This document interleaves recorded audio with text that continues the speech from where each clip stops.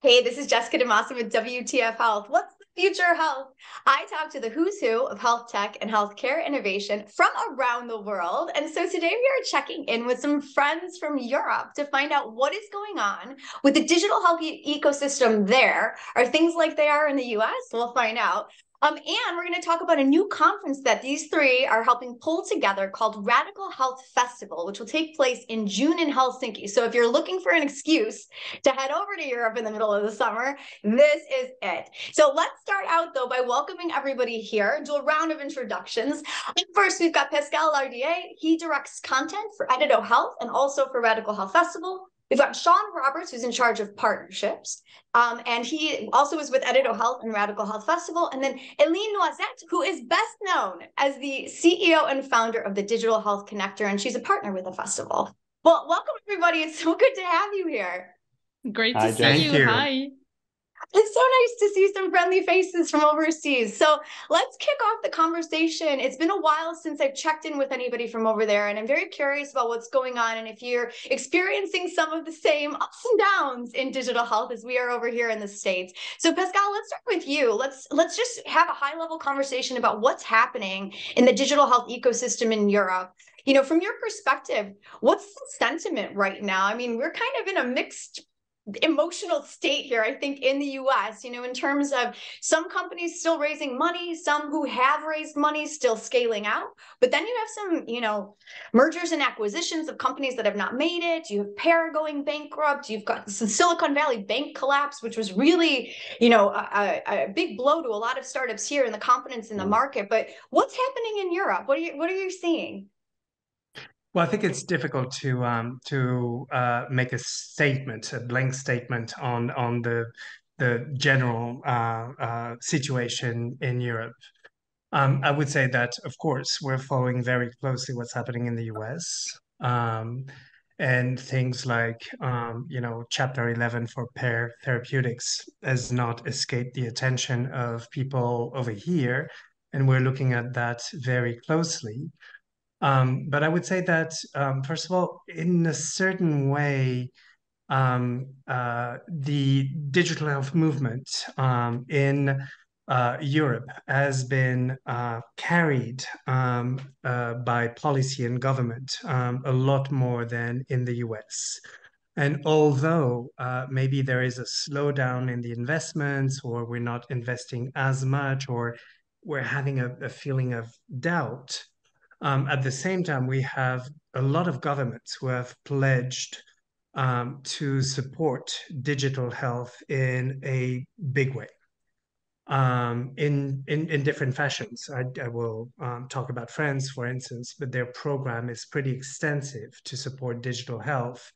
And just to train clinicians on the tools, because we know this is where adoption really hurts in Europe, but also all over the world.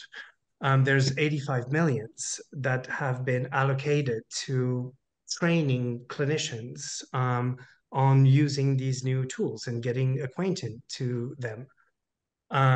So I would say that we are in a moment of questioning, obviously, but I think we don't react as quickly with the ups and downs and ups and downs. Actually, I should be saying ups and downs and ups and downs, as we do in the US. When there's something happening in the US, we have all the tech companies that fire people. This cannot happen in Europe. We know that.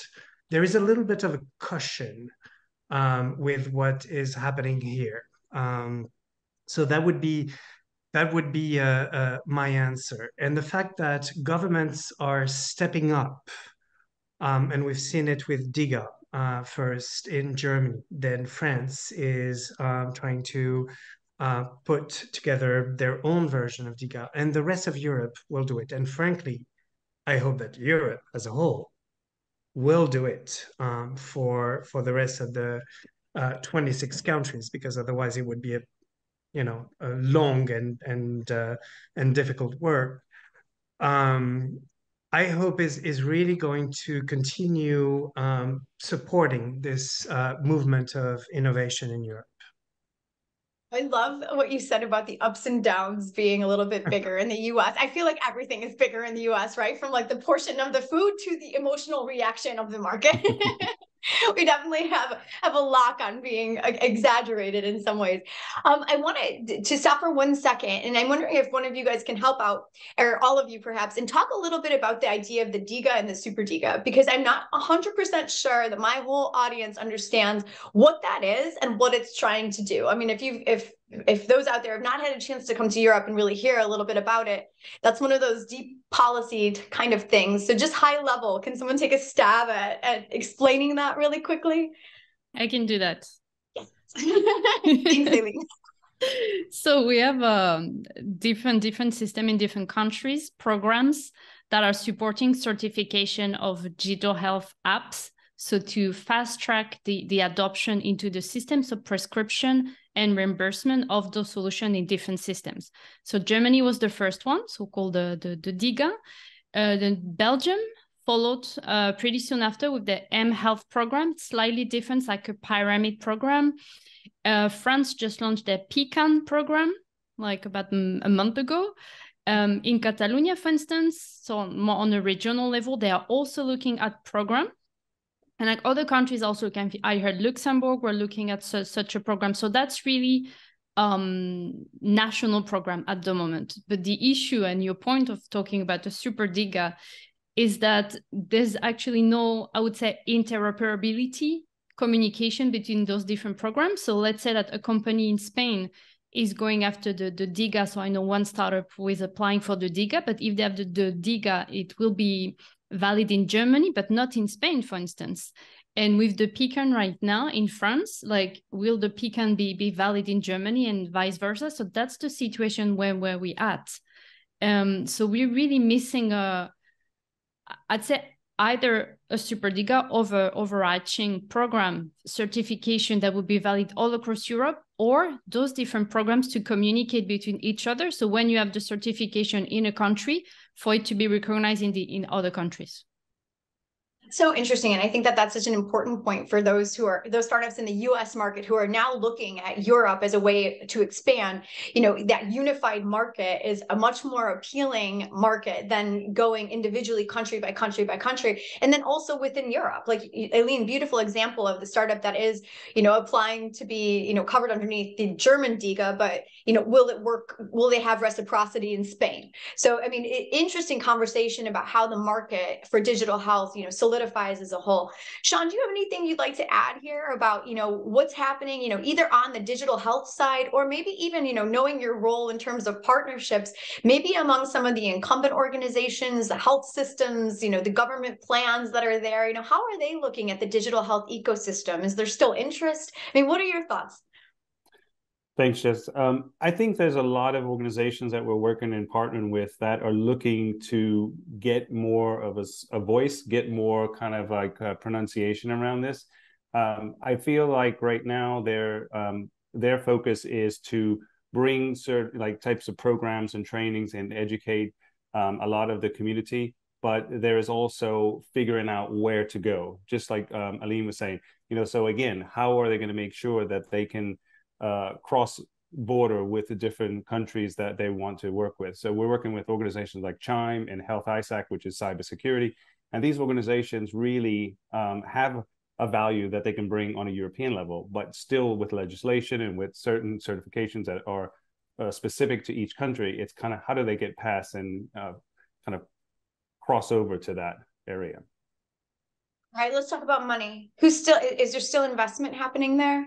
I mean, I just talked to somebody the other day who just closed a $30 million round, and it's a strategic round, which is interesting because that's like the kind of the label that's being put on to some of these rounds that maybe are a little bit of a down round, or, you know, just extra money, things like that. Bill Evans from Rock Health is kind of calling that out a little bit as some kind of, you know, just a different label. But what's happening in Europe from an investment standpoint? Is there still investment? Is it VC led? Is the government money is still there? I mean, give me a sense of where the money is at. We know that there is money. There is money to be invested. The question is how careful we are with the investment and how strict we are with the criteria. We've been asking for the last 20 years, is there a bubble in digital health investment?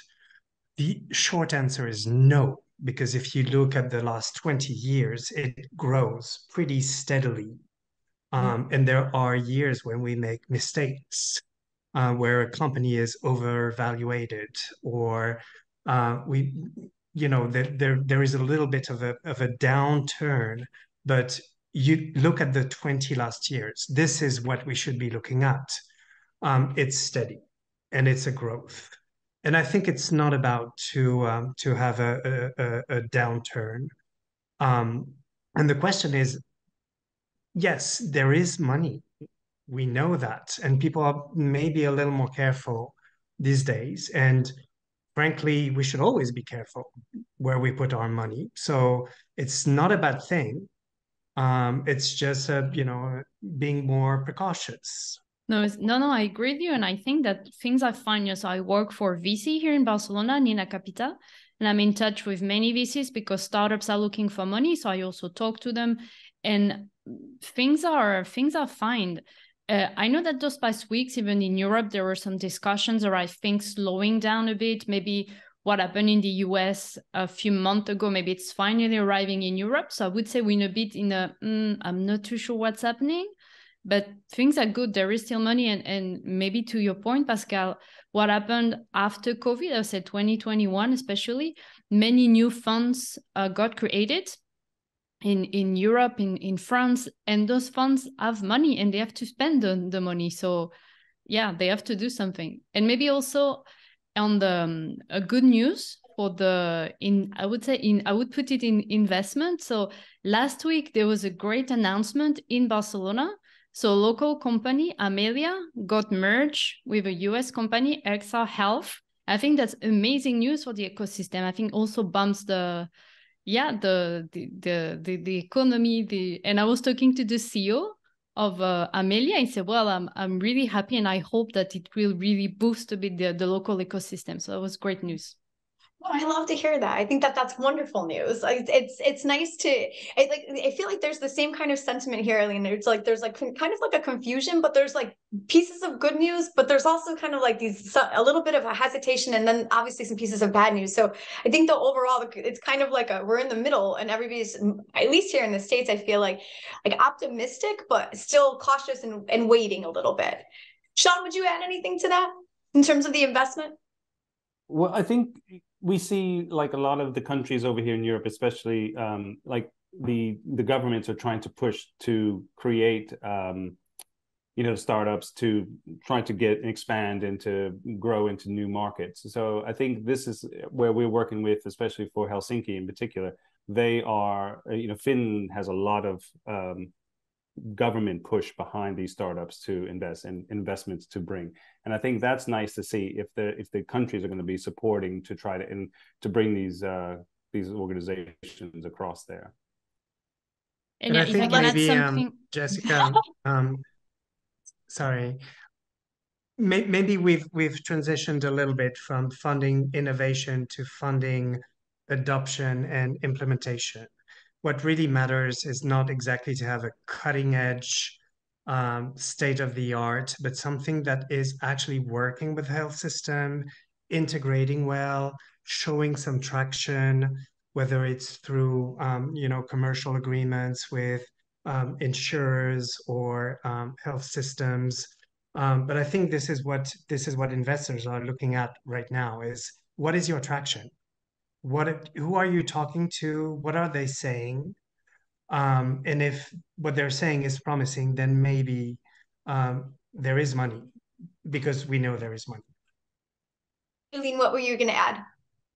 I wanted to add a point when you asked the question, where's the money coming from? And also adding to Sean's point, something we have here in Europe that's very, very specific to Europe. It's like money from the European Commission. So we have different programs that are really like billions of euros who are supporting entrepreneurs through different programs like EIT Health as well. And we also have those funds like the Next Generation. So that was a recovery money that were, so this was a bit different from the EU money. EU money, they are designing some programs, so call for application, and then you apply and you get that money. And the next generation, they decided to give that money to the different countries, and the countries were in charge of giving that money to allocating it to different projects.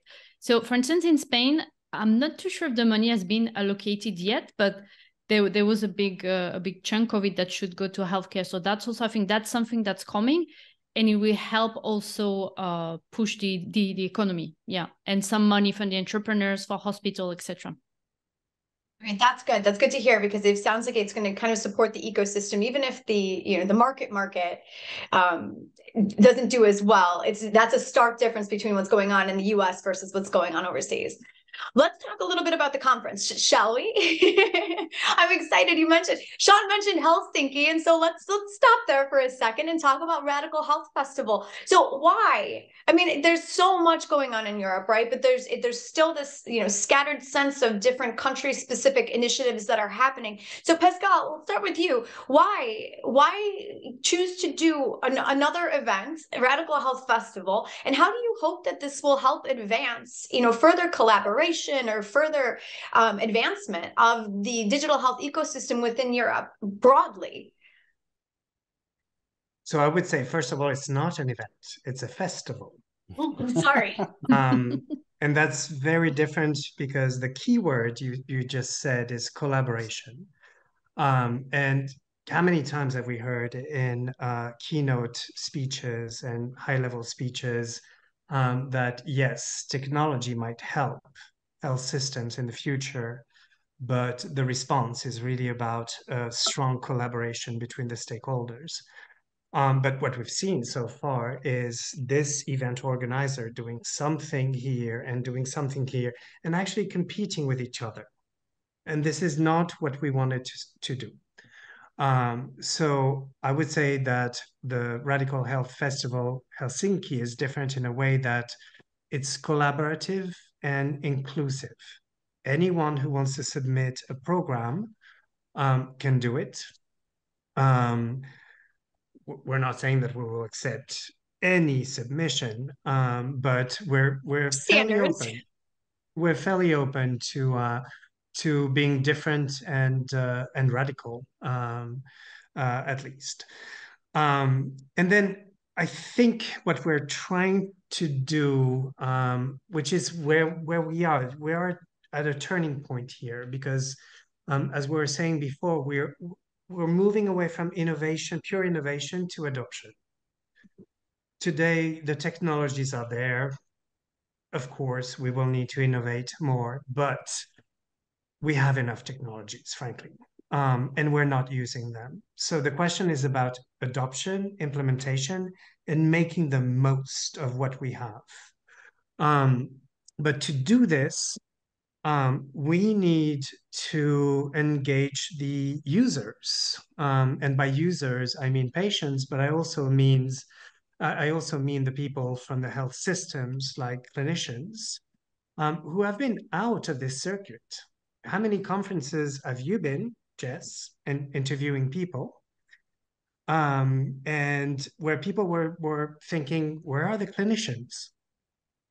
Yeah. They're not there. They're not there. Lots. So this is where we started. And actually, one of the first partnership that we did was with the European Society of Cardiology, because they were looking for a place to host their digital cardiology event. And we said, come on board. We'll help you do it. And they have a program that is quite amazing, with over 60 speakers who are very high-level cardiologists invested in digital health. I mean, for me, this is a first step toward bringing the clinicians in the discussion, which is absolutely essential. Then we had some partnerships with organizations like CHIME, the College of Health Information Management Executives, who also are building programs, and they will do 3 at Radical Health Festival, to train people to become leaders, digital leaders in their organizations. And we know how important that is. So I would say this is a big difference. Collaborative, inclusive, and kind of preaching outside of the usual choir.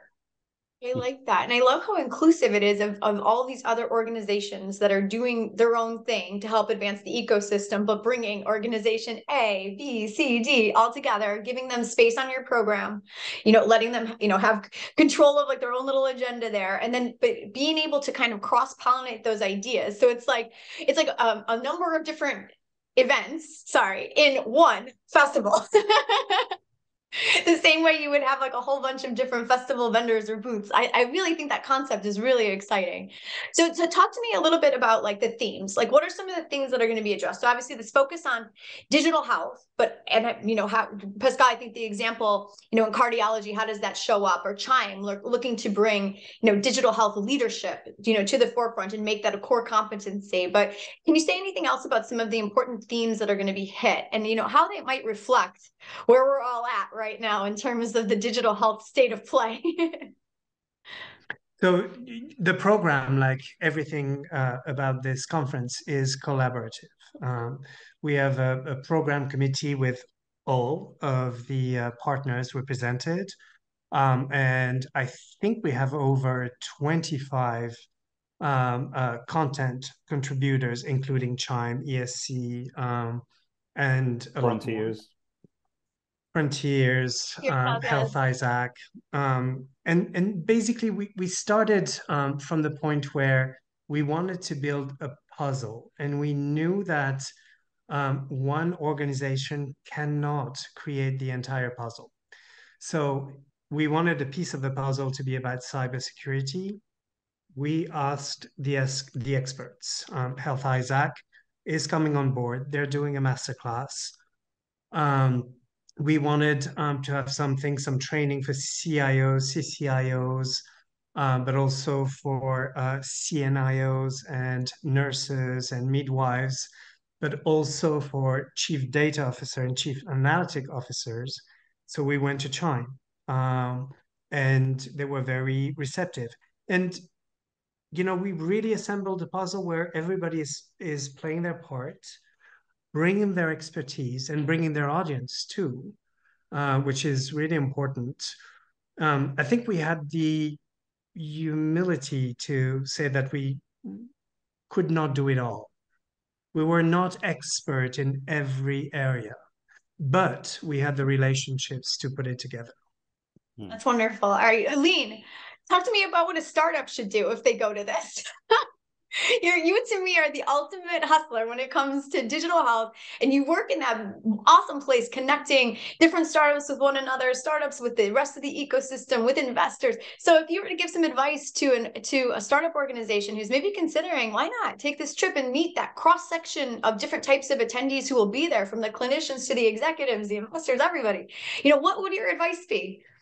So that's exactly what I've been doing those past weeks, like encouraging people to go, because I really believe in the festival, in the concept.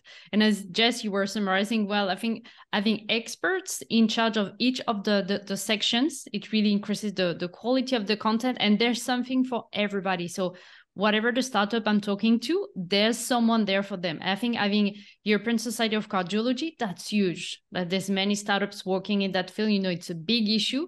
So being able to meet the people on site, that's super valuable. And we know that face-to-face connecting with the people, building those relationships, it's very, very valuable. So that's the first thing.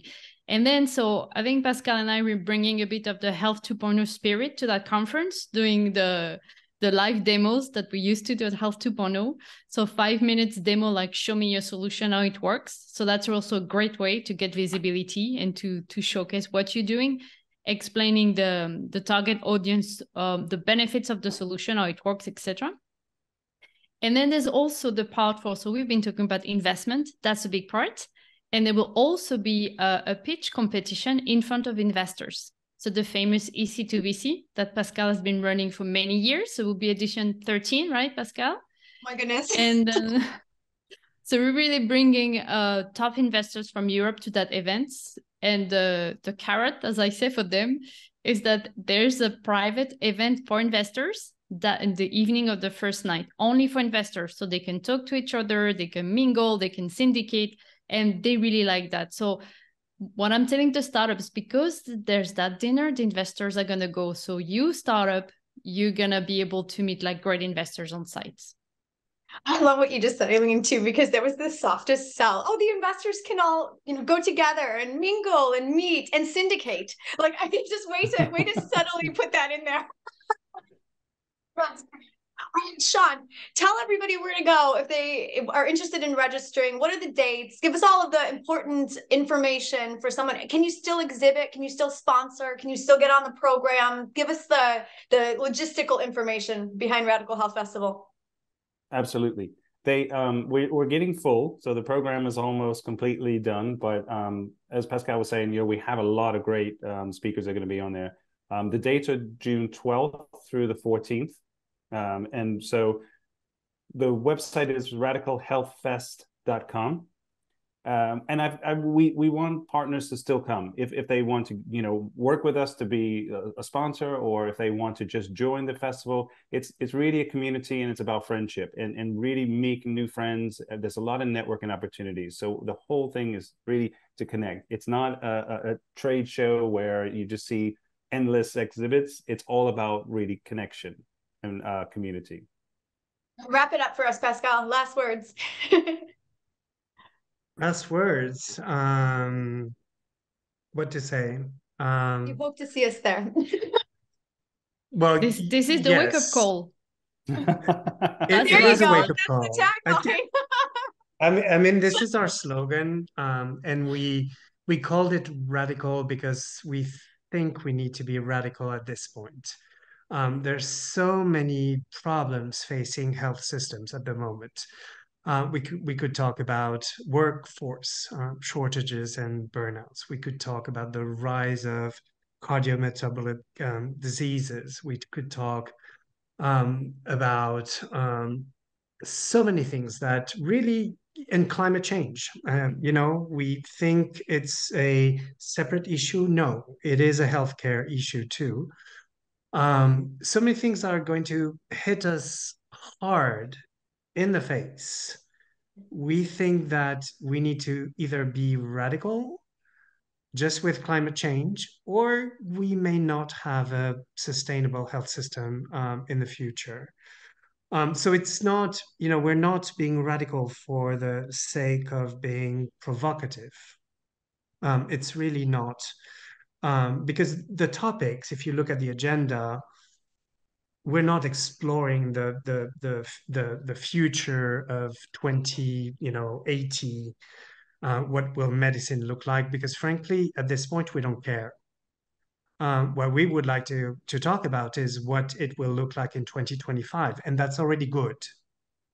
Because if you add to all these challenges things like antimicrobial resistance, we may be in a very, very difficult position. And every time we procrastinate, we think maybe the next generation will do it. I'm not sure what we're thinking. But what we are thinking at Radical Health Festival is that we need to have these hard talks now in order to have a health system tomorrow. So Right. Well, I think people who are interested in genuinely bringing some good into this world and making sure that we have a healthy future for everyone, this is the discussion that we want to have with you. perfect. Well, we hope to see everybody there. Aileen, what were you going to add? That Helsinki is a very nice city to visit in June. Like the days Really are is. very long, like midnight, it's still light. It's very special. It's a great experience. But it also adds to the festival. It really does. I've been to Helsinki during the summer before at previous events, and it is absolutely magical. And it's exciting that you all are resurrecting and bringing that spirit back up, because I do think it adds to the whole edginess of the topics that are going to be discussed at hand, and to this whole radical approach. So thank you all for stopping by, my friends from Europe. It's so lovely to see you. It's lovely to hear about what's going on overseas in the digital health ecosystem, and congratulations on this brand new event. Can't wait to see how it all unfolds. Radical Health Festival. So thank you guys so much for joining me here today. Thank you so much. Thank you, Jess. All right. So check out more interviews with the who's who of health tech as they're changing the way that we do healthcare over on my YouTube channel. It's youtube.com/WTF Health. We'll talk to everybody real soon. Take care. Bye.